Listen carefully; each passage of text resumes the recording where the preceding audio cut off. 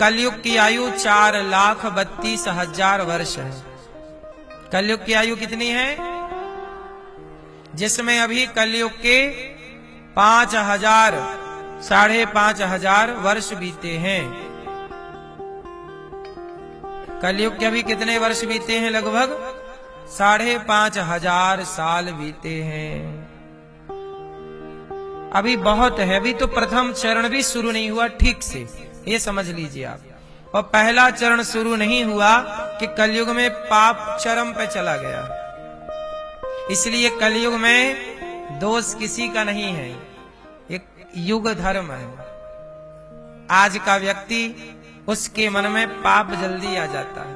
भाई भाई का सगा नहीं है आजकल, बोलो हाँ।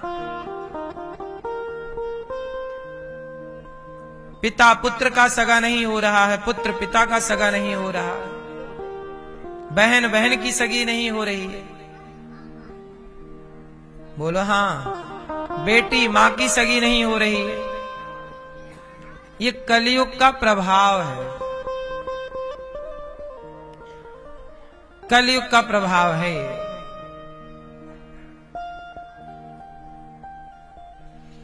इसलिए किसी को कुछ दोष ना देते हुए युग धर्म देखना चाहिए। जो हो रहा है वो आपका भी दोष नहीं है, कलयुग का दोष है। इसलिए आप तो ऐसा करो कि देखो, क्या बरसते हुए पानी को आप लोग रोक सकते हैं? आप बरसते हुए कलयुग को भी रोक नहीं सकते, बरसते हुए पानी को भी रोक नहीं सकते, पर आप लोग एक काम कर सकते हैं, छाता लगा के आप अपना बचाव कर सकते हैं। बोलो हाँ। बारिश हो रही है, छाता लगाइए, आपका बचाव हो सकता है। ऐसे ही इस कलयुग में भगवान के नाम का छाता लगाओ, कीर्तन का छाता लगाओ, सत्संग का छाता लगाओ, तो आपका बचाव हो सकता है। और जो नहीं लगाएगा वो कलयुग में समाता हुआ चला जाएगा। आज कलयुग में लोगों को क्या अच्छा लग रहा है? शराब बहुत अच्छी लग रही है। इसलिए देखो, शराब की दुकानों में शाम को बड़ी भीड़ हो जाती है। शाम को आप गांव में जाके देखना, मंदिरों में घंटा बजाने वाला नहीं है। आप लोगों ने देखे होंगे मंदिरों में आजकल आर्टिफिशियल घंटे लगा दिए गए हैं, इलेक्ट्रिक घंटे। बोलो हाँ। शाम होते ही इलेक्ट्रिक घंटे, पंडित जी बटन दबाते हैं, टन टन टन टन टन टन टन टन टन टन टन टन, इलेक्ट्रिक घंटा चलता है।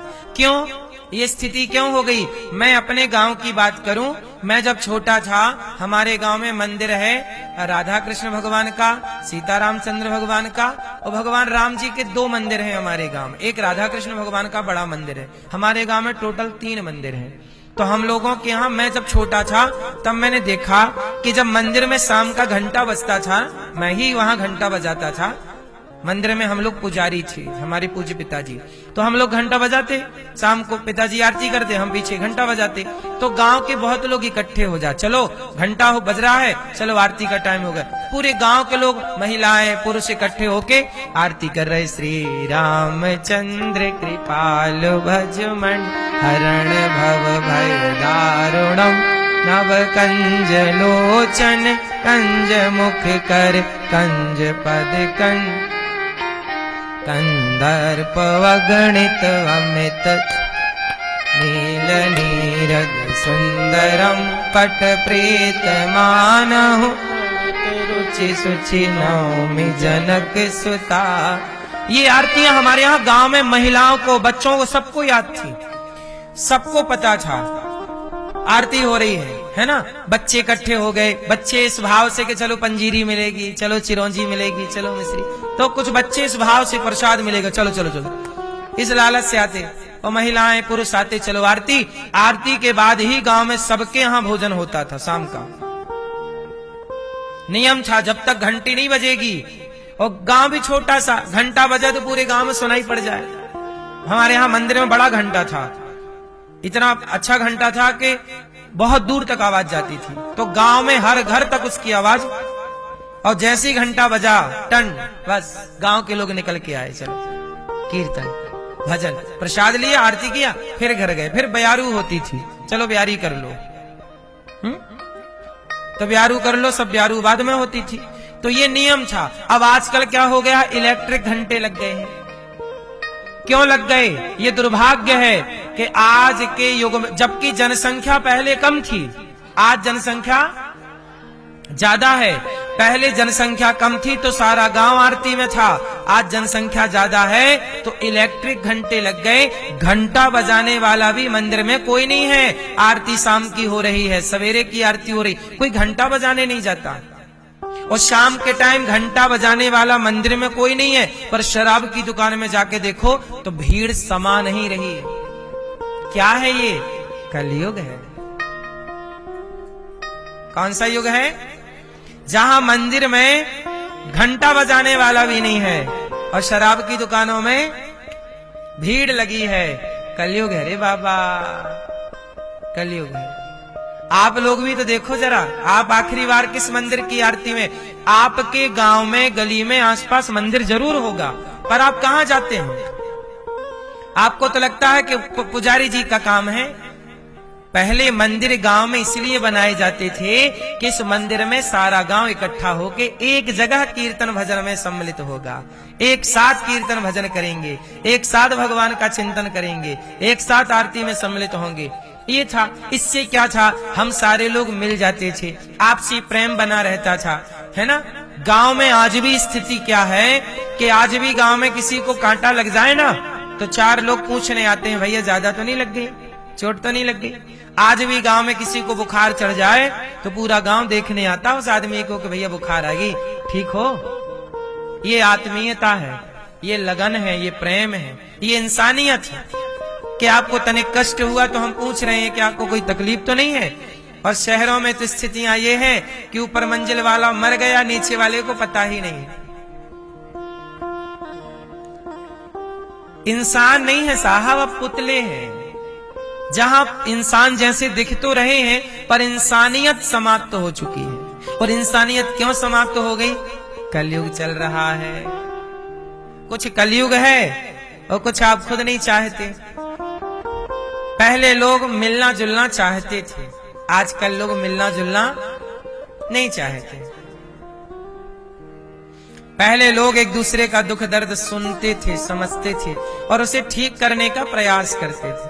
आजकल तो लोगों को पता चल जाए कि इनके घर में कोई दिक्कत चल रही है तो मजे बड़े लेते हैं। अच्छा ऐसा है, ऐसा है, मजे लेते हैं। हाँ, कलयुग है ना साहब। तो देखो, मंदिर सूना सूना रहेगा, भरी रहेंगी मधुशाला। मंदिर सूना सूना रहेगा, भरी रहेंगी मधुशाला। पिता के संग भरी सभा में नाचेगी घर की बाला। एक ऐसा कन्यादान पिता ही कन्या का धन खाएगा। रामचंद्र कह गए सिया से, ऐसा कलयुग आएगा। कलयुग है साहब।